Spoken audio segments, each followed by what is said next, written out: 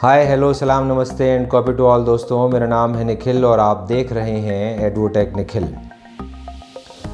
दोस्तों, क्या कभी आपने सोचा है कि एक छोटा सा आइडिया कब एक पेटेंट में तब्दील होता है और कब एक पेटेंट एक बड़ी कमर्शियल प्रोडक्टिविटी में तब्दील होता है? जी हाँ दोस्तों, आपका एक छोटा सा आइडिया एक बहुत बड़े कमर्शियल प्रोजेक्ट को जन्म दे सकता है। आज के वीडियो में हम ऐसी ही कुछ चीज़ों के बारे में बात करेंगे और ऐसे कुछ एग्जाम्पल मैं आपके साथ शेयर करूंगा, जिससे आपको ये समझ में आएगा कि एक छोटा सा आइडिया या एक छोटा सा इन्वेंशन किसी बहुत बड़ी कमर्शियल प्रोडक्टिविटी को जन्म दे सकता है। तो चलिए शुरू करते हैं। सदियों पहले इंसान में खूबसूरत दिखने की चाह पैदा हुई होगी और जिस दिन इंसान में खूबसूरत दिखने की चाह पैदा हुई होगी उसी दिन से इंसान को खूबसूरत बनाने वाले प्रोडक्ट का बाज़ार भी गर्म रहा होगा। आज तक भी ये क्रम जारी है। आज भी नई नई कंपनियां आपको खूबसूरत बनाने के नए नए प्रोडक्ट या उत्पाद बाज़ार में लेकर आती रहती हैं। त्वचा का रंग एक बहुत संवेदनशील मुद्दा है। त्वचा के रंग को लेकर लोगों के पास कई अलग अलग किस्से कहानियाँ होते हैं और उनमें से बहुत से मुख्तसर किस्से इस कदर जहन पे हावी होते हैं कि उनसे निकल पाना बड़ा मुश्किल होता है। कंपनियां आपकी इसी सोच का और आपके इसी विचार का फ़ायदा उठाती है और आपके जहन की गहराइयों में पड़े उस एक सोच को बाहर निकाल कर अपने प्रोडक्ट के रूप में तब्दील करती हैं। वो कैसे काम करती हैं, इसका एक छोटा सा उदाहरण, जो कि कहने को छोटा सा उदाहरण है, लेकिन उस उदाहरण ने, उस एग्जाम्पल ने, उस प्रोडक्ट ने कंपनी की तिजोरियां अभी तक भी भरना जारी रखा है। जी हाँ दोस्तों, मैं एक ऐसा ही गोरे बनाने वाली यानी कि त्वचा का रंग बदलने वाली क्रीम के बारे में बात कर रहा हूँ, जिसका नाम YouTube की पॉलिसियों के चलते मैं ले नहीं सकता, लेकिन आप मेरा इशारा ज़रूर समझ जाएंगे। जी हाँ दोस्तों, उसी क्रीम में जिसके बारे में हम जिक्र कर रहे हैं, एक केमिकल कंपोजिशन होता है जिसे नियोसिनामाइड के नाम से जानते हैं। 1975 में नियोसिनामाइड को पेटेंट रजिस्टर कराया। ये पेटेंट HUL के नाम पर रजिस्टर हुआ। तो दोस्तों, इस पूरे किस्से कहानी को समझने से पहले हम ये जान लें कि नियोसिनामाइड आखिर होता क्या है। नियोसिनामाइड विटामिन B3 का एक स्वरूप है, यानी कि नियोसिनामाइड युक्त क्रीम या कोई और उत्पाद जब आप अपनी त्वचा पे इस्तेमाल करते हैं तो आपकी त्वचा में विटामिन B3 की आपूर्ति ये केमिकल बनाता है। ये कोई बहुत बड़ा इन्वेंशन नहीं था, लेकिन जब इस इन्वेंशन को 1975 में किया गया और इसका जब पेटेंट हासिल किया गया तो कंपनियों को इस इन्वेंशन की प्रोडक्टिविटी का अंदाज़ा था। कंपनियों ने इस इन्वेंशन की प्रोडक्टिविटी को इस्तेमाल किया और ऐसे उत्पाद बनाना शुरू कर दिए जो आपकी त्वचा को विटामिन B3 की आपूर्ति करता है। आपकी त्वचा में जो मेलानिन का स्तर है, उस मेलानिन के स्तर के लिए विटामिन B3 एक रेस्पॉन्सिबल फैक्टर होता है। नियोसिनामाइड यानी कि विटामिन B3 के लगातार इस्तेमाल से आपकी त्वचा में कुछ हद तक मेलानिन का स्तर गिर जाता है और आपको ऐसा लगने लगता है कि आपकी त्वचा का रंग बदल रहा है, यानी कि आप थोड़े गोरे लगने लगते हैं। और इंसानी जहन की ये गोरा दिखने वाली चाहत का कंपनी ने भरपूर फ़ायदा उठाया। अभी हाल ही में उस कंपनी ने अपने उत्पाद पर से फेयरनेस शब्द का इस्तेमाल करना बंद कर दिया है। कहने का मतलब ये है दोस्तों कि जब इस इन्वेंशन को किया गया होगा या इस इन्वेंशन की कमर्शियल वायबिलिटी जब देखी गई होगी तो किसी को इस बात का अंदाज़ा नहीं होगा कि ये उत्पाद छोटे छोटे पैकेट्स में गली मोहल्ले किराने की दुकानों पे मिलेगा और लोग इसको लगा करके अपने आप को खूबसूरत महसूस कर रहे होंगे। तो एक छोटा सा इन्वेंशन किस कदर एक बड़ी कमर्शियल वायबिलिटी में कन्वर्ट हुआ, ये आपको समझाने के लिए मैंने ये किस्सा आपके साथ में शेयर किया है। इसके बाद में एक और चीज़ मैं आपके साथ जिक्र करना चाहता हूँ। अगर आप चाहें तो आप किसी अच्छे मेडिकल एक्सपर्ट से इसके बारे में और जानकारी जुटा सकते हैं। मैं अपनी जानकारी आपके साथ साझा कर रहा हूँ। इसके अलावा और भी कई एग्जाम्पल हैं जिनके बारे में हम बात कर सकते हैं। इनमें से एक मुख्य उत्पाद आजकल बहुत चर्चा में रहता है और वो है एक्टिवेटेड कार्बन युक्त उत्पाद। जी हाँ दोस्तों, एक्टिवेटेड कार्बन न केवल आपकी त्वचा से डर्ट पार्ट को यानी कि आपकी त्वचा की गंदगी को दूर करता है, बल्कि कुछ उत्पादों में तो एक्टिवेटेड कार्बन आपकी दांतों की चमक को भी बरकरार रखता है, ऐसा उन कंपनियों का कहना है। एक्टिवेटेड कार्बन का अपना एक गुण होता है। एक्टिवेटेड कार्बन को इस्तेमाल करने के कई अलग अलग तरीके भी हो सकते हैं। एक्टिवेटेड कार्बन के संपर्क में जब किसी डर्ट पार्टिकल्स को लाया जाता है तो वो एक्टिवेटेड कार्बन की सतह से चिपक जाते हैं। एक्टिवेटेड कार्बन का ये गुण कब किसी बड़ी कमर्शियल वायबिलिटी में कन्वर्ट हो जाएगा, इस बारे में कोई नहीं जानता था या लोगों को इस बारे में अंदाज़ा नहीं था। कंपनियों ने एक्टिवेटेड कार्बन को मुंह धोने के साबुन यानी कि फेस वॉश में इस्तेमाल करना शुरू कर दिया और ये कहानियाँ गढ़ी गईं कि यदि आप एक्टिवेटेड कार्बन युक्त फेस वॉश से अगर मुंह धोते हैं या इसका निरंतर इस्तेमाल करते हैं तो आपकी त्वचा के पोर्स में छुपी गंदगी को ये बाहर निकाल लेता है और अपने साथ बहा ले जाता है। तो दोस्तों, जो विज्ञान के छात्र हैं वो इस बात को बखूबी समझ पाएंगे कि यदि एक्टिवेटेड कार्बन को किसी दूसरे केमिकल कंपोजिशन के संपर्क में लाएंगे तो वो वहाँ भी रिएक्शन करेगा। यानी कि किसी फेस वॉश के जो साबुन का जो कंपोजिशन है उसमें यदि आपने एक्टिवेटेड कार्बन को मिलाया तो वो एक्टिवेटेड कार्बन अपनी प्रॉपर्टी को खो देगा, यानी कि इसके बाद में वो इस्तेमाल होने योग्य नहीं रहेगा।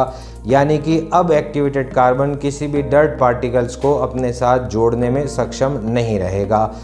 इस तथ्य से जुड़े यदि आप किसी और शोध को अध्ययन करेंगे तो आपको पता चलेगा कि एक्टिवेटेड कार्बन को इस तरीके से इस्तेमाल किए जाने पर वो बिल्कुल भी कारगर साबित नहीं होता है। एक्टिवेटेड कार्बन युक्त टूथपेस्ट भी बाज़ार में आ रहे हैं जो कि इस्तेमाल करने पर जिनके नेगेटिव इम्पैक्ट भी बहुत सारे निकलते हैं और पॉजिटिव इम्पैक्ट तो ख़ास तौर से मेरा ऐसा मानना है कि कोई पॉजिटिव इम्पैक्ट होता ही नहीं है, यानी कि वो आपके दांतों को चमकाए रखने में सक्षम होता ही नहीं है। इस वीडियो के डिस्क्रिप्शन में मैं एक आर्टिकल का लिंक दे रहा हूं जिसको यदि आप पढ़ेंगे तो आप पाएंगे कि एक्टिवेटेड कार्बन को इस तरीके से इस्तेमाल किए जाना सरासर गलत है और उसका आपको कोई फ़ायदा नहीं मिलने वाला। तो ये भी अपने आप में एक छोटा सा इन्वेंशन था। जब कंपनियों को इस बारे में समझ आई कि एक्टिवेटेड कार्बन को इस तरीके से इस्तेमाल किया जा सकता है और कंपनियों ने इस आइडिया पे काम करना शुरू किया तो उसकी एक कमर्शियल वायबिलिटी, एक कमर्शियल प्रोडक्टिविटी बड़ी बनी और वो कमर्शियल प्रोडक्टिविटी आज दिन तक भी जारी है। यानी कि आपको इस बारे में बार बार रटवा दिया गया है एडवर्टाइजमेंट के ज़रिए कि आप इस उत्पाद को, इस तरीके के प्रोडक्ट को आप इस्तेमाल करेंगे तो यकीनन आपको फ़ायदा मिलेगा। गोरा बनाने वाली क्रीम या त्वचा का रंग बदलने वाली क्रीम्स में तो अब शेड कार्ड्स भी आने लग गए हैं जो आपको ये तय करने का ऑप्शन देते हैं कि यदि आप इस क्रीम को इतने दिन लगाएंगे या अपनी त्वचा पे घिसते रहेंगे तो आपको ऐसी शेड की त्वचा उसमें मिल सकती है। तो जहाँ किसी ज़माने में कपड़ों के शेड कार्ड्स आते थे और रंगों के शेड कार्ड्स आते थे, वहाँ अब त्वचा के भी शेड कार्ड्स आते हैं। ठीक वैसे ही दांतों के विज्ञापन में भी शेड कार्ड्स आते हैं और चारकोल युक्त यानी एक्टिवेटेड कार्बन युक्त विज्ञापनों में भी अक्सर इस तरह के शेड कार्ड्स का इस्तेमाल होता है। तो इंसान की ये जो सोच है, जो गोरा दिखने की या खूबसूरत दिखने की चाहत की जो सोच है, इस सोच के पीछे बहुत छोटे छोटे आइडियाज़ को एग्जीक्यूट किया जाता है, उन्हें पेटेंट किया जाता है और उनके पीछे बहुत बड़ी कमर्शियल वायबिलिटी को जांचने की क्षमता रखने वाली कंपनियां अपने नए नए उत्पाद को जन्म देती हैं। ये काम अक्सर प्रॉफिटेबल होता है। और दोस्तों, ये भी देखा जाता है कि कोई एक इन्वेंशन या कोई एक उत्पाद जिस काम के लिए बनाया गया होता है, अधिकतर उस काम के उपयोग में वो कभी आ नहीं पाता है। अभी हम कोविड जोन में हैं और कोविड जोन या कोविड ईरा जो अभी दौर चल रहा है, इस दौर में आपने देखा होगा, मैं वैसे स्क्रीन पे आपके साथ शेयर करूँगा, छोटे छोटे डिस्पेंसर बना दिए गए हैं जिनको ये कहते हुए दिखाया जा रहा है कि आप स्प्रे करेंगे। बैटरी युक्त डिस्पेंसर हैं जो कि आप इस्तेमाल कर सकते हैं और उसमें आप सैनिटाइज़र को फिल कर सकते हैं और आप अपनी किसी भी जगह को, सरफेस को और डिसइंफेक्टिव सॉल्यूशन की मदद से उसका इन्फेक्शन यदि कोई होगा तो वो आप दूर कर सकते हैं। तो दोस्तों, ये जो प्रोडक्ट की तस्वीर मैं आपके साथ शेयर करूंगा, ये देखने के बाद आपको क्या लगता है, क्या ये वाकई में किसी सैनिटाइज़र को इस्तेमाल करने के लिए बनाया होगा? नहीं, ऐसा नहीं है। दरअसल ये पानी को मिस्ट के रूप में डेवलप करता है और ये ह्यूमिडिफायर के तौर पे जाना जाता है। बहुत सारी जगहों पे जहाँ एसी का रेगुलर यूज़ होता है, वहाँ पे कमरों में ह्यूमिडिटी का स्तर गिर जाता है और उस ह्यूमिडिटी के स्तर को बनाए रखने के लिए इस तरह के ह्यूमिडिफायर वहाँ पर इस्तेमाल किए जाते हैं। अब चूंकि इसमें जो पानी भरा जाता है वो इतने बारीक कणों में डिस्पेंस किया जाता है कि वो मिस्ट के तौर पे लगते हैं। इसका फ़ायदा डिस्पेंसर के तौर पे कभी नहीं लिया गया, लेकिन इस कोविड के ईरा के कोविड जोन के शुरू होने के बाद में लोगों ने इसका इस्तेमाल सैनिटाइज़र को डिस्पेंस करने के तौर पे लेना शुरू कर दिया। तो जो उत्पाद कभी काम नहीं आए, यदि मौका मिले कंपनियों को, तो कंपनियां उनकी प्रोडक्टिविटी को चेंज करती हैं और वो उत्पाद एक नई प्रोडक्टिविटी के साथ में आने लगते हैं। इन दिनों एक और चीज़ आपने देखी होगी कि जो सोप डिस्पेंसर हैं वो ग्लिसरीन युक्त सैनिटाइज़र डिस्पेंसर के तौर पे भी काम करने लग गए। तो जहाँ बड़ी बड़ी होटलों में सोप डिस्पेंसर लगे रहते थे, वहाँ पर अभी वो ग्लिसरीन युक्त सैनिटाइज़र डिस्पेंसर के रूप में काम करने लग गए। तो ये जो प्रोडक्ट की वाइबिलिटी चेंज करने वाला मोड है, ये मोड कंपनीज़ की सोच को बताता है।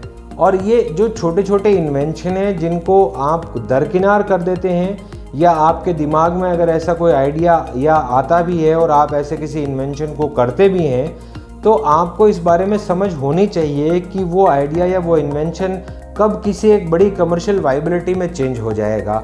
अगर आप इस समझ को नहीं रखेंगे तो आपका इन्वेंशन आपको मॉनेटरीली बेनिफिट नहीं दे पाएगा। वो सोसाइटी के काम तो आ सकता है, लेकिन आप उसका कभी बेनिफिट नहीं ले पाएंगे। इसलिए यदि जब भी आप किसी इन्वेंशन के बारे में सोचते हैं या किसी आइडिया के बारे में सोचते हैं, एक बार आप अपने पेटेंट अटॉर्नी से या पेटेंट लॉयर से संपर्क करें और उसकी प्रोडक्टिविटी के बारे में उनसे जिक्र करें।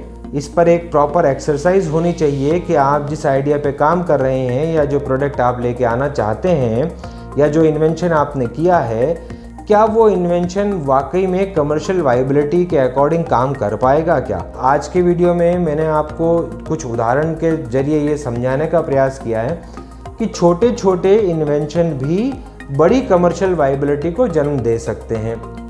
इसलिए आप हमेशा अपनी इंटेलेक्चुअल प्रॉपर्टी के प्रति सजग रहिए, उसको रजिस्टर करिए, ज़रूरत पड़े तो किसी अच्छे पेटेंट अटॉर्नी की मदद लीजिए और अगले वीडियो का इंतज़ार करिए।